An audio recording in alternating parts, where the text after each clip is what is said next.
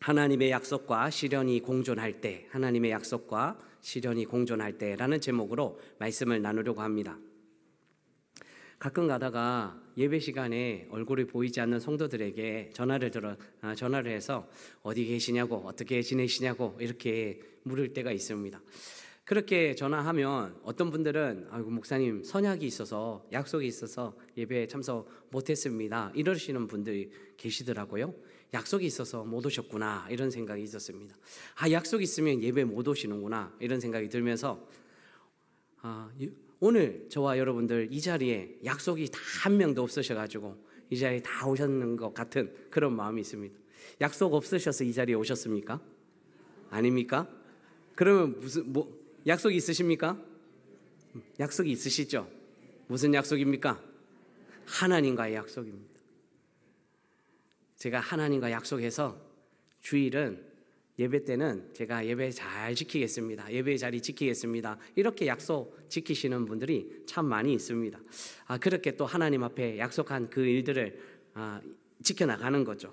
여러분, 우리 하나님도 약속하시는 분이고 하나님도 약속을 지켜주시는 분이십니다.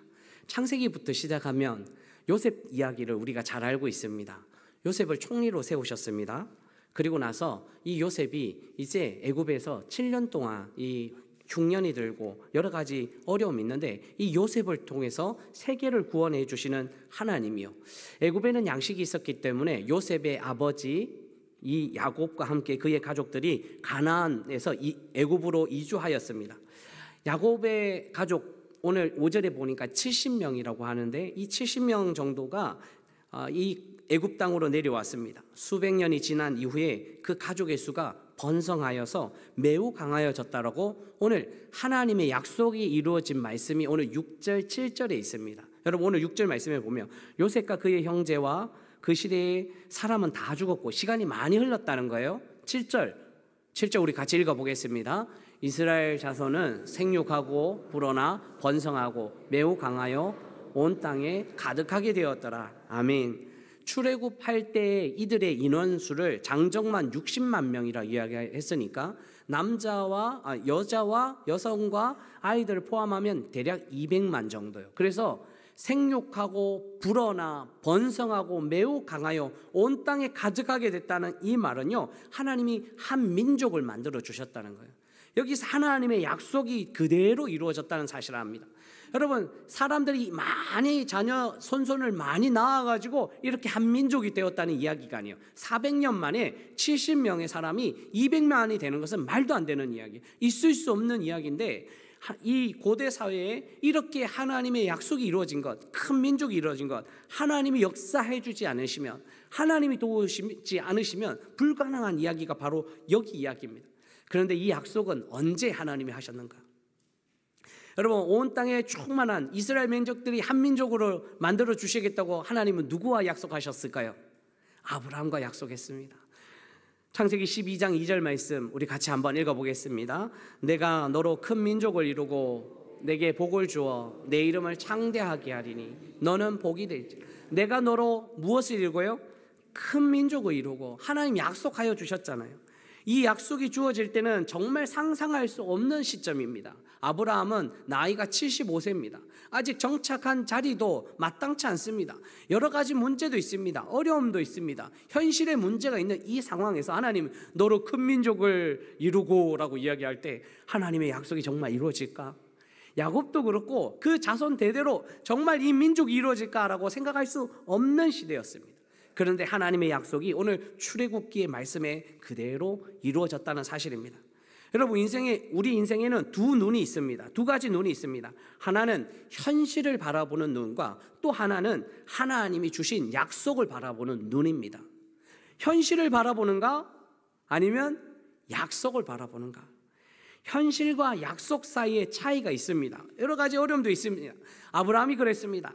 현실은 정말 문제가 있었고 어렵고 자식도 없고 현실은 어려워. 더 이상 소망이 없는 현실이에요. 그런데 하나님은 약속을 주셨습니다.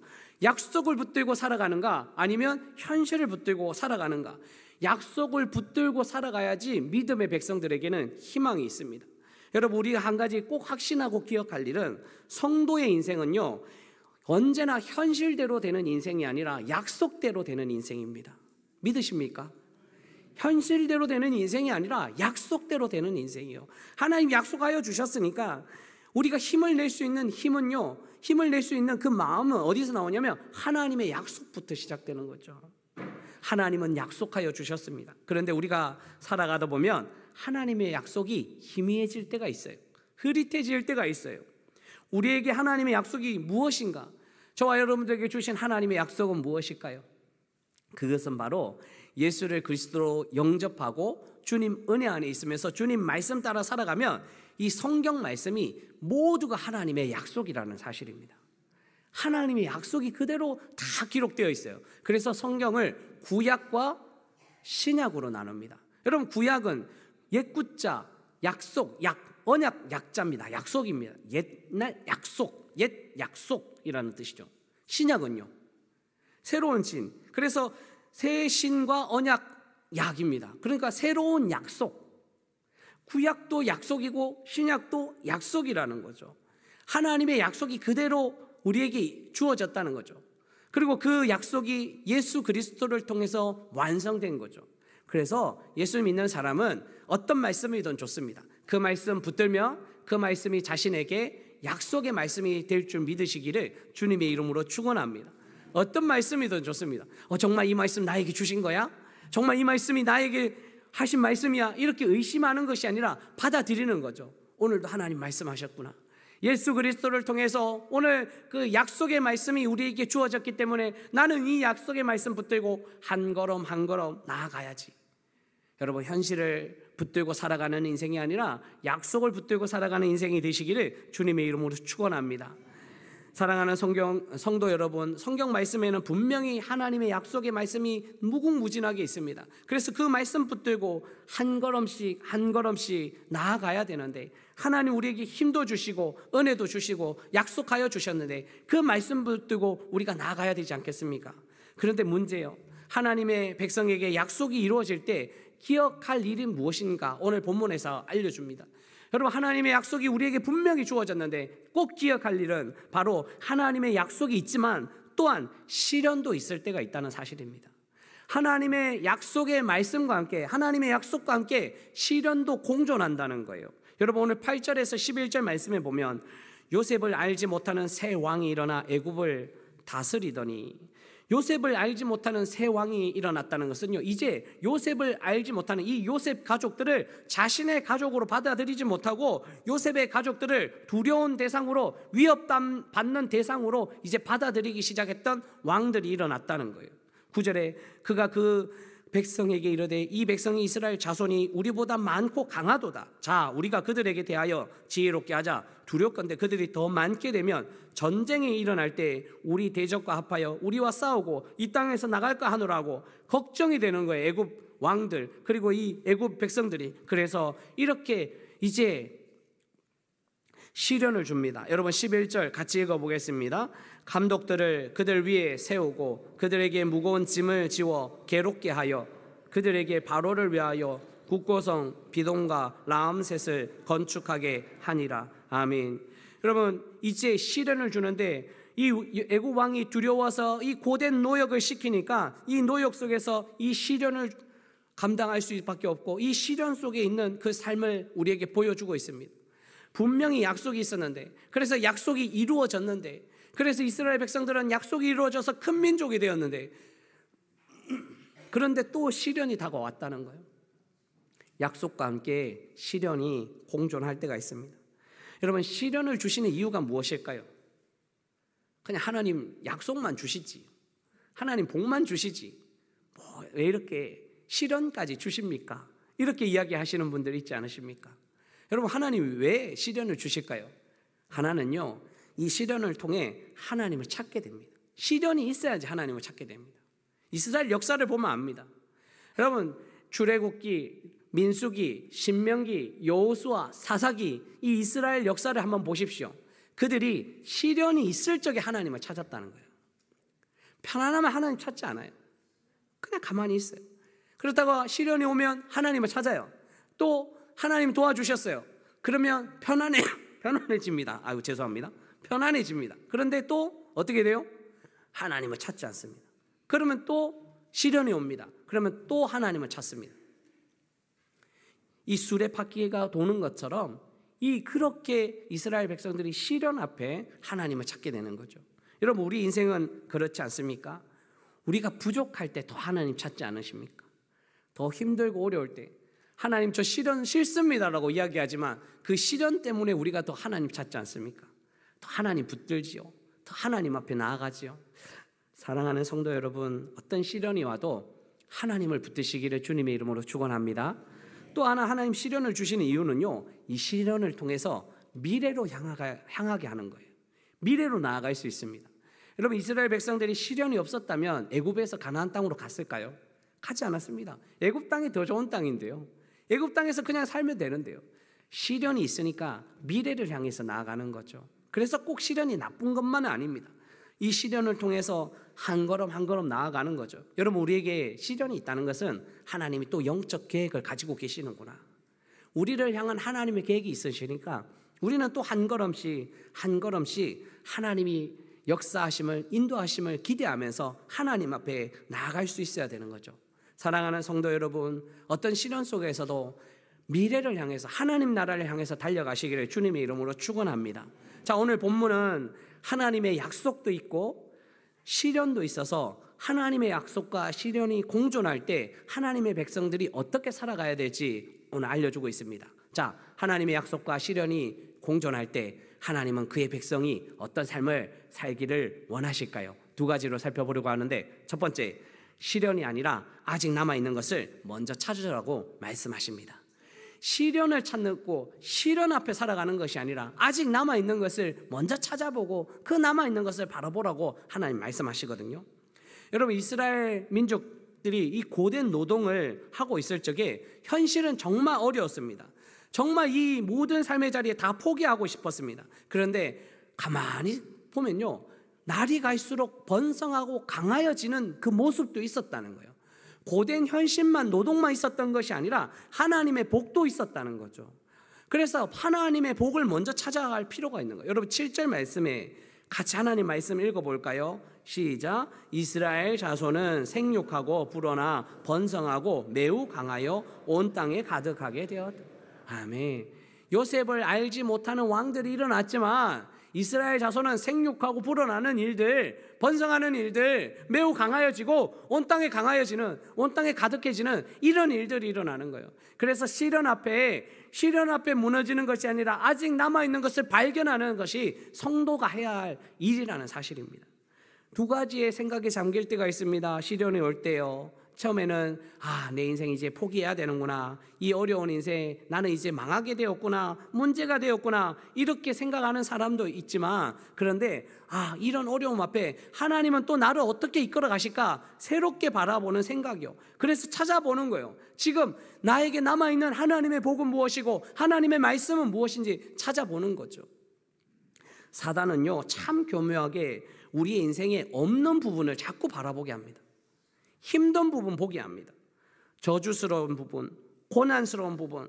그래서 이 사단이요, 그 고난만 바라보게 하다가 무너지게 하는 거예요. 여러분, 지금 무엇이 자꾸 보이세요? 하나님의 복이 많이 보이십니까? 아니면 현실의 어려움과 문제와 염려와 걱정이 보이십니까? 사단은 자꾸 잘못된 것을 보게 하는 거예요. 그런데 우리 하나님은요, 우리의 인생이 아직 남아있는 것을 자꾸 보게 하세요.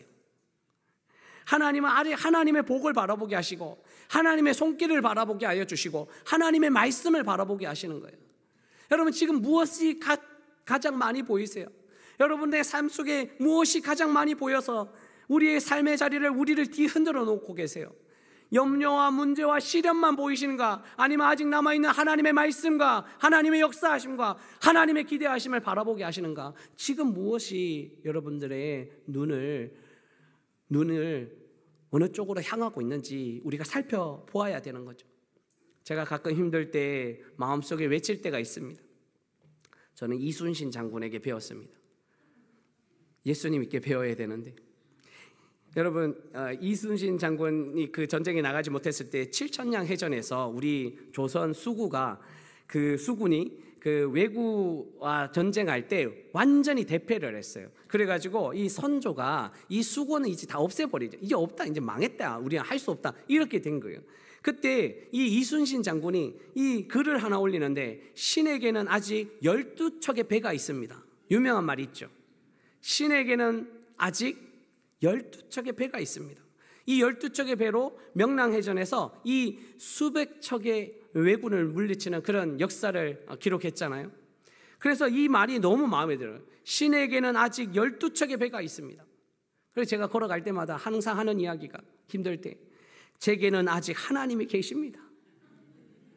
제게는 계속 아직 하나님이 계십니다. 따라해 볼까요? 제게는 아직 하나님이 계십니다. 여러분, 시련보다 아직 남아있는 복을 찾아야 됩니다. 여러분, 욥을 한번 생각해 보십시오. 욥이요, 성경 중에서 가장 어려운 삶을 살아낸 인물 중에 하나잖아요. 모든 것을 잃었습니다.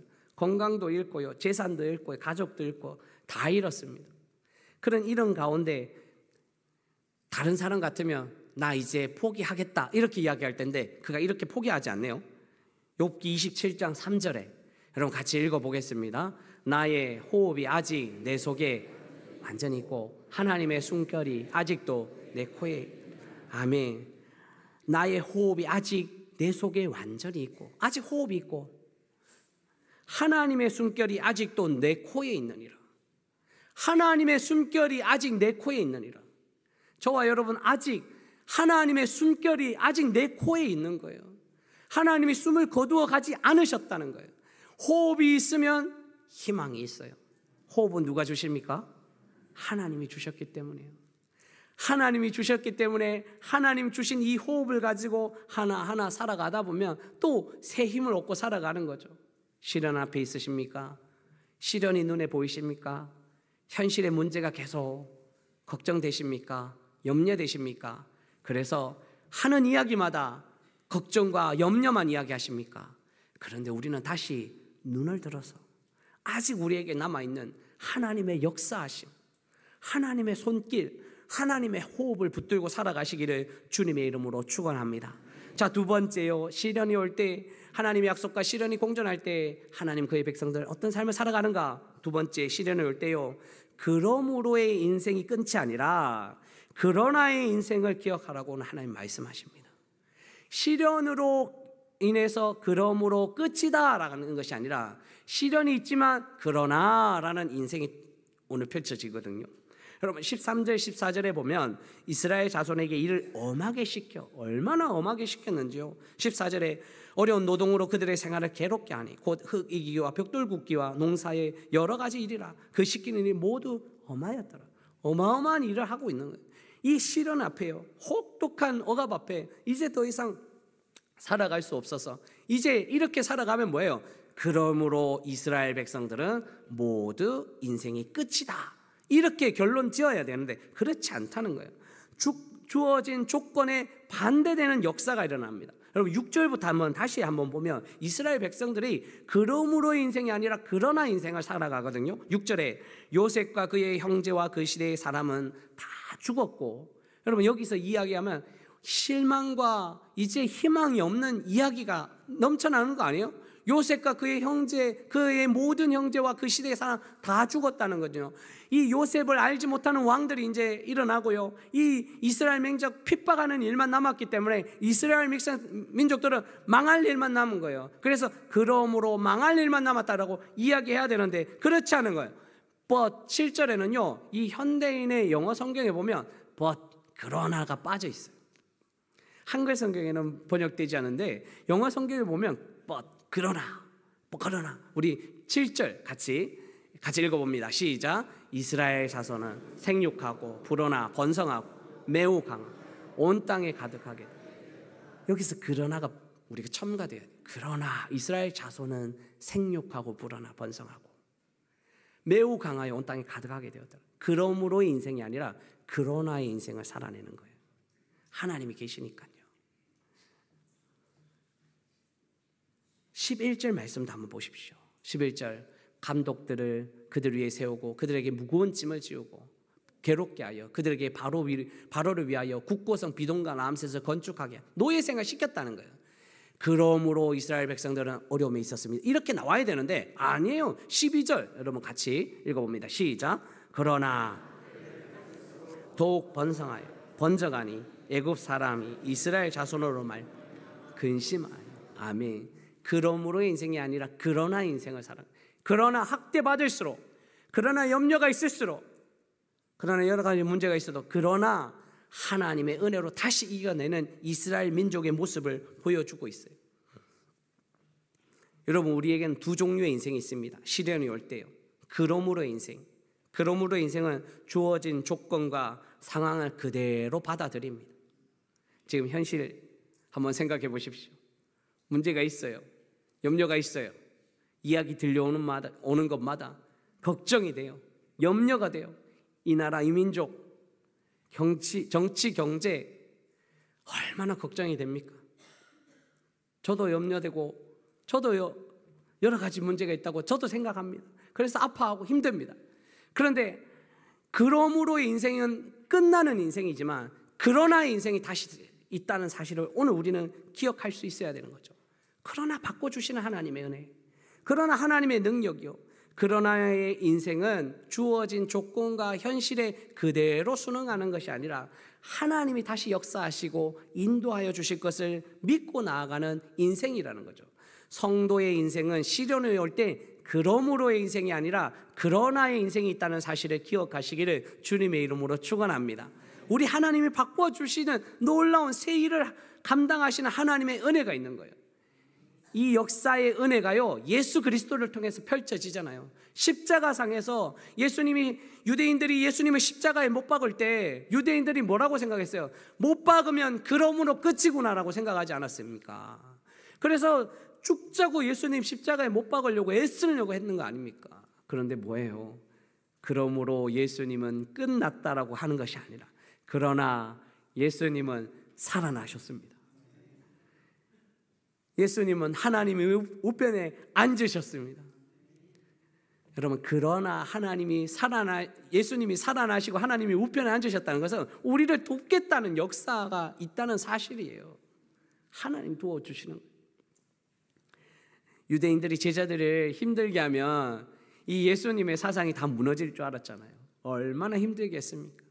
채찍으로 때리고 감옥에 가두고. 그래서 이 제자들을 감옥에 가둘 때 이제는 끝나겠구나, 그러므로 제자들의 모두 끝이 나겠구나, 이렇게 생각할 수 있지 않았습니까? 그런데 성경에 보면요, 그러므로 인생이 아니에요. 그러나 인생으로 또 나가는 거예요. 사도들이요, 하나님 앞에 바로 서가야지 내가 사람 앞에 무엇으로 살아가리까, 그러면서 예수의 이름 붙들고 살아가며 세상 땅끝까지 복음을 전하는 그 인생이요, 시련이 있어도 그러나 인생을 살아가는 인생 우리에게 보여주고 있지 않으십니까? 사랑하는 성도 여러분, 혹시 고난과 시련 앞에 그러므로는 단어를 붙들고 살아가고 있지는 않으십니까? 그러므로가 아니라 이제 그러나의 인생으로 살아내야 됩니다. 하나님이 계시니까, 하나님이 역사하시니까, 하나님 우리 인생을 망하게 하는 것이 아니라 다시 하나님께서 새롭게 해주실 것을 믿고 그러나의 인생, 그래서 하나님 주신 새 일을 꿈꾸며 살아가시기를 주님의 이름으로 축원합니다. 말씀 맺으려고 합니다. 성도는 하나님의 약속을 붙들고 살아가면서도 이 현실에 이 시련이 올 때도 있다는 사실을 우리는 잘 알고 있어야 됩니다. 그래서 하나님의 약속과 시련이 공존할 때가 있어요. 이 하나님의 약속이 있고 시련이 공존할 때도 우리는 또 하나님의 약속 붙들고 끝까지 우리에게 남아있는 것을 기억하면서 한 걸음 한 걸음 하나님이 바꿔주실 것을 기대하면서 나아갈 필요가 있는 거죠. 한 가지 이야기만 하고 마치겠습니다. 헨리 나우엔의 죽음 가장 큰 선물이라는 책이 있는데, 저는 이 책에 보면 참 이 고개사 이야기가 너무 가슴속에 많이 남을 때가 많습니다. 그래서 가끔 제가 이야기할 때도 있을 거예요. 이 고개사 이야기. 서커스의 백미는 뭐니 해도 이 공중고개입니다. 이 공중고개를 하는데 그네를 타는 거잖아요. 거꾸로 매달린 사람이 있고요, 안 보일 때가 있어요. 그런데 그 사이를 이 회중 앞에서 군중 앞에서 날아다니는 사람이 있는 거예요. 이리저리 막 날아다니는 그 사람 보면 참 화려해 보일 때가 많습니다. 그래서 이 날아다니는 사람이 정말 잘해야 되는구나 이렇게 생각할 때가 참 많다는 거예요. 그런데 실제로는 반대랍니다. 날아다니는 고개사의 역할은요, 그냥 거꾸로 매달린 사람을 향해서만 나아가면 된답니다.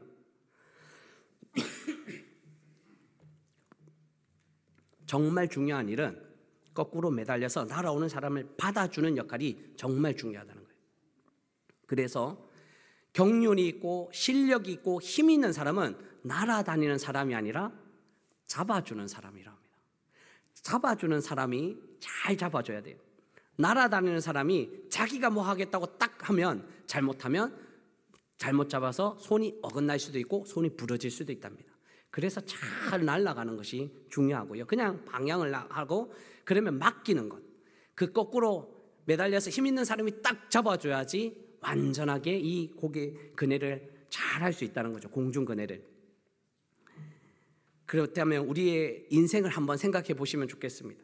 우리는 거꾸로 매달려 있는 하나님의 손이 분명히 있습니다. 하나님의 강력한 손이 있습니다. 그래서 우리는 날아갑니다. 우리는 날아가는데 때로는 날아가다 보면 나를 잡아주시는 손이 있을까? 내 손을 꼭 잡아줄까? 그 손은 어디 있을까? 내가 공중에서 떨어지는 것은 아닐까? 염려하면서 날아갈 때가 너무 많은 거예요. 그런데 날아가다 보면 어김없이 하나님의 손이 우리를 꽉 잡아줄 때가 있다는 거예요. 여러분, 날아가는 사람은요, 약속을 믿고 날아가는 거예요. 잡아줄 거야. 여러분, 하나님 우리 손을 꼭 잡아주십니다. 이 약속을 믿고 날아가다 보면 하나님은 잡아주세요.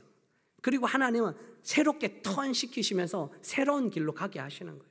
한 걸음씩 한 걸음씩 나아가게 하여 주시는 하나님의 은혜의 역사가 있다는 사실이죠. 때로는 우리가 날아가다가 인생을 걸어가다가 시련을 만나고 어렵고 문제가 되면 하나님은 어디 계실까? 하나님의 손길은 어디 있을까? 하나님 나를 붙들어 주실까? 염려할 때도 있지만 하나님 우리를 꼭 잡으시고 다시 새로운 길로 인도하여 주신다는 그 사실을 믿으시기를 주님의 이름으로 축원합니다. 분명히 하나님의 약속을 붙들어야 됩니다. 뿐만 아니라 하나님은 우리의 시련 앞에 그러므로의 결론이 아니라 그러나의 결론으로 새로운 길로, 은혜의 길로, 믿음의 길로 우리를 인도하여 주신다는 그 사실을 기억하고 한 걸음 한 걸음 하나님의 약속을 붙들고 승리의 삶을 살아내시기를 주님의 이름으로 축원합니다.